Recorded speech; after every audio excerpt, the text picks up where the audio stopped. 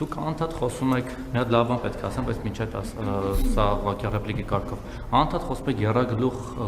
ինչ-որ ուժեր, պատերազմի կուսակցություններ, ասում հասկանալ այդ պատերազմի կուսակցություններից օրինակ ԲՀԿ-ն կապ ունի պատերազմի կուսակցության հետ, թե ուժեղ Հայաստանը, թե Քոչարյանը, որը որ օրինակ ձեր օրոք ձեր պատերազմի ժամանակ 20 թվականին իրենց ոչ մեկ իշխանություն չէին։ Էլ չեմ ասում, որ ԲՀԿ-ն ժամանակին կոալիցիա եղած ձեզ հետ, հիմա իրանք ինչ եք դուք անընդհատ թիրախավոր այդ երեքին սարքել եք եռագլուխ հրեշ։ Օրինակ Արման Թաթոյանը, Սուրեն Պետրոսյանն ու այն տղան ինչ էր, Գուրգեն Սիմոնյանը, ինքը օրինակ իրենք ընդդիմադիր չեն, իրենք վտանգավոր չեն ձեզ համար, որ իրենց չեք թիրախավորում, իրենց ոչ իման չեք ասում, թե իրենք կեղծ ընդդիմություն են, թե իրենք ձերոնքական ընդդիմություն են, իրական վտանգ են երեքից։ Չեք կարծում, որ մի քիչ անազնիվ է թիրախավորել կոնկրետ ինչ-որ ընտրված ուժերի։ Մեկ էլ ի տարբերություն այս թարախնդիմության ես իրականում ունակ եմ գնահատել եւ տեսնել լավը, արձանագրել լավ բաները, որ տեղի են ունեցել ձեր իշխանության օրոք, օրինակ թոշակները բարձրացան ճիշտ է, այլից դեռ լարնակը չի թռչում այդ 10,000-ով ավելացած, բայց ես կօգնեմ կթռչի թոշակները։ Ճանապարհներ եք կառուցում, որը լավ էլի նախկիները թալանում էին, չէին անում, օրինակ մեր թաղամասում եք հիմնանորոգում, հյուսիս-հարավը, մի խոսքով բազմաթիվ դա բաներ արել եք, մանկապարտեզ դպրոց եւ այլն եւ այլն։ Բայց մարդիկ ասում են, որ այդ ամեն ինչը նաև կյանքեր է արժեցել, ձեր գործունեությունը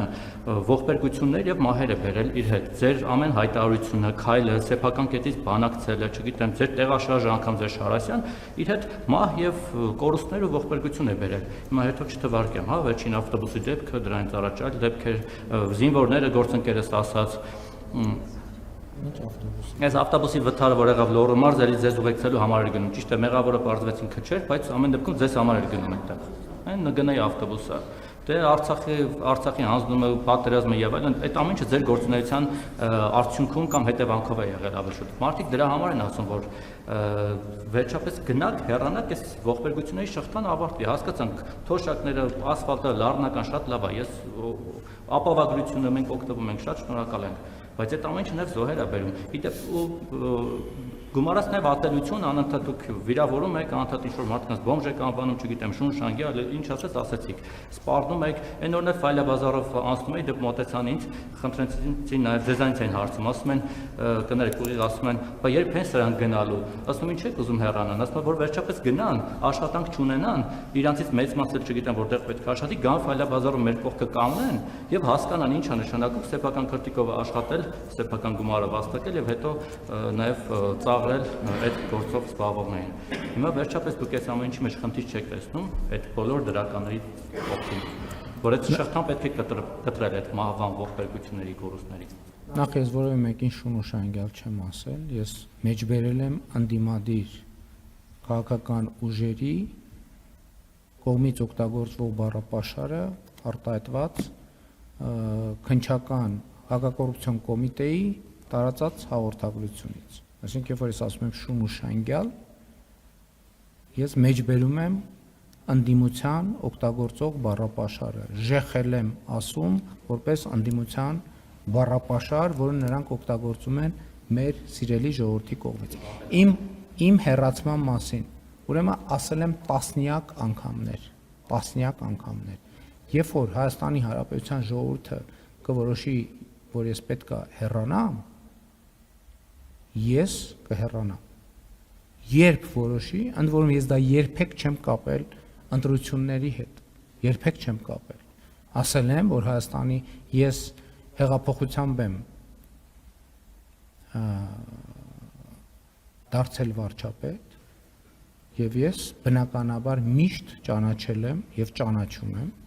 Հայաստանի Հանրապետության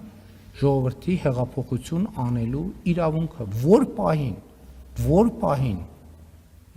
այսինքն, եթե չեմ սխալվում, նախորդ տարի եմ արել այդ հայտարարությունը, դրանից առաջ եմ արել, 2021 թվին եմ ասել եմ, եթե ժողովուրդը որոշի, որ ես պետքա կանգնեմ գնդակահարության պատի տակ, ես հլուկը կանգնեմ գնդակահարության պատի տակ, այսօր եմ ասում։ Հայաստանի Հանրապետության քաղաքացիները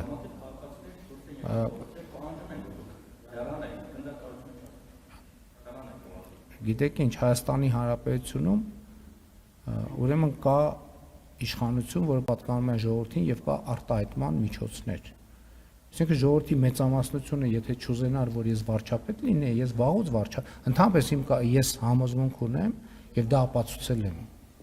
որ երբ որ ժողովրդի մեծամասնությունը չուզենա, որ որևէ մեկը լինի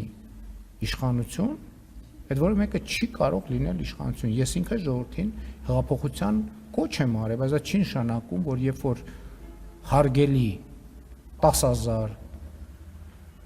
20,000, 30,000 քաղաքացի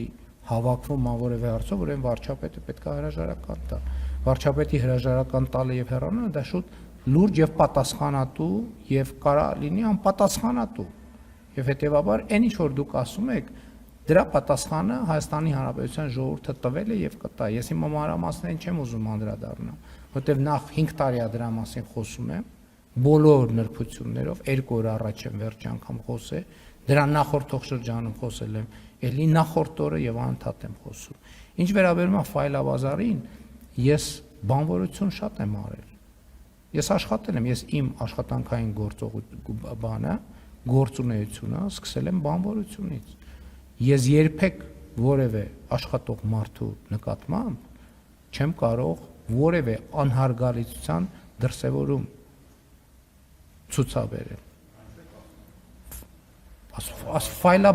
Ֆայլաբազարը չկա Երևանում, ֆայլաբազար, այսինքն դա վիրավորական բառ է ֆայլաբազարը։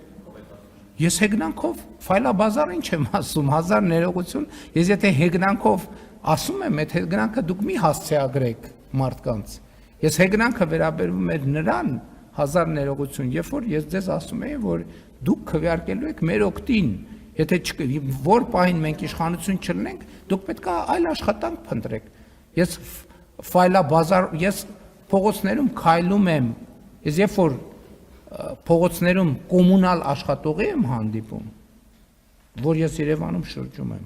ես մոտենում եմ այդ մարդկանց ձեռքով բարևում եմ, եթե դեմ չեն լինում, ես կրծքանշանից էլ նվիրում եմ, որպիսությունը հասնում եմ, դուք երբ կարաք տեսած լինեք, որ ես աշխատող մարդու նկատմամբ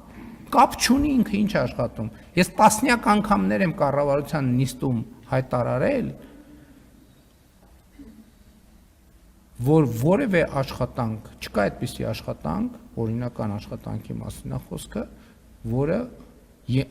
արժանի չի հարգանքի։ Ես դե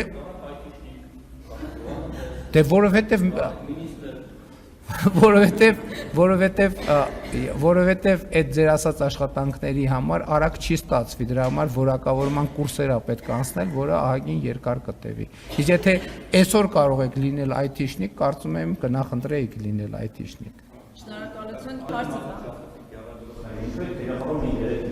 Որովհետև ես խոսույթն եմ, հիմա դուք նույն ԲՀԿ-ի մասին եք ասում, ճիշտ է։ Ես ասեմ, նայեք ով է իրանց երկրորդ համարը։ Այդ դրանով կապ ունի, բա ո՞նց այդ մարդը երկրորդ համար։ Ո՞նց է երկրորդ համ։ Այո։ Այդ մարդիկ պատերազմի գաղափարախոսներ են, կոնֆլիկտի գաղափարախոսներ են։ Բա ու մենակ բանով չի, ասենք ո՞նց երկրորդ համարը։ Ընդ որում այն պայմաններում, երբ որ կուսակցության ղեկավարը ասում է դե մենք մի քանի բան ունենք։ Տենց էլ չբացահայտելով այդ մի քանիսը ովքեր են։ Այսինքն ես խոսույթն եմ վերլուծում եւ չեմ բացառում, որ մյուս կուսակցությունների դեպքում էլ կարող են լինել, բայց ես չեմ կարող 1000 ներողություն բոլոր կուսակցությունների խոսույթներին հետևել։ Ովքեր շատ լրատվամիջոցներ ունեն, իրանց խոսույթին եմ հետևում, իրանք ավելի ակտիվ են։ Չեմ բացառում, որ ուրիշ տեղեր էլ կան։ Ինչ տեսնում եմ, այդ եմ ասում։